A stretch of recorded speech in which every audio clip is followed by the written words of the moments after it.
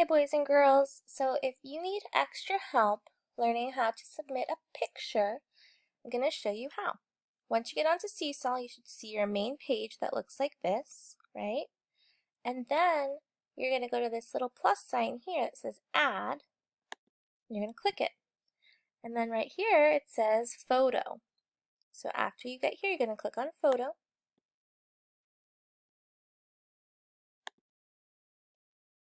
And then I'm going to take a picture. Oh, there's me. There's my blinds. So if I want to take a picture of my blinds, I'm going to click right here and take the picture. So then I've got my picture here. Now, if I go over here to this microphone, I can record. So right now, if you see right here, I am recording. Here's my picture. This isn't live. It's just the picture I took of the top of my head. And I'm recording my answer. So whatever your teacher asked you to say in your recording to go with your picture, you're going to say it here.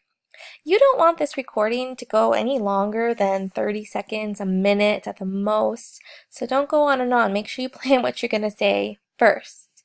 Then once you're done, you click Done. So if I want to hear it and make sure I did it correctly, I can play and I can hear myself. And if I don't like what I did, I'm going to press re-record.